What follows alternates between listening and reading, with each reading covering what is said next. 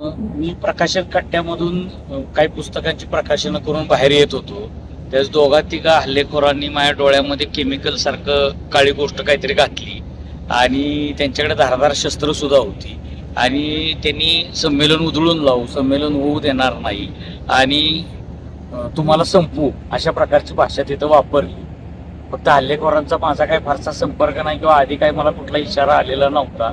संमेलन उधळून लावण्याच्या धमक्या पूर्वीपासून येत होत्या, विश्वास पाटील अध्यक्ष झाल्यापासून.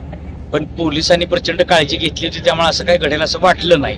आता सुद्धा पोलिसांनी एका हल्लेखोराला ताब्यात घेतलेलं आहे आणि पोलीस त्याचा योग्य तपास करून हल्लेखोरांना शासन करतील अशी मला खात्री वाटते. मी वेगवेगळ्या भूमिका घेत असतो, कधी सरकारच्या विरोधात घेतो, हिंदी सक्तीच्या विरोधातनं भूमिका घेतलेल्या आहेत आणि सरकार विरोधात सुद्धा माझा संघर्ष सुरू आहे. मराठी भाषेसाठी लढणारा मी कार्यकर्ता आहे.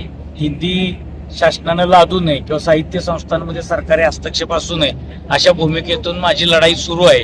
त्यामुळे नेमका कुणी कशासाठी हल्ला केला, कुणी करायला लावला का ह्याच्या तळापर्यंत पोलीसच जाऊ शकतील. आता माझा वैयक्तिक कुणावर काही संशय नाहीये, पण पोलीस याचा शोध घेतील. आम्ही पोलिसांकडे तक्रार करतोय आणि पोलीस योग्य तो तपास करून न्याय देतील अशी मला खात्री वाटते. आमचे महामंडळाचे अध्यक्ष मिलिंद जोशी आणि मला सुद्धा आता पोलिसांनी संरक्षण दिलेलं आहे. पण काही झालं, प्राण गेले तरी चालतील, मराठीच्या बाबतीत आपण तडजोड करणार नाही आणि साहित्य आणि मराठीची सेवा करत राहू. त्यासाठी प्राणाचा त्याग करावा लागला, कुणी जीव घेतला तरी आम्ही काही कशाची काळजी करत नाही.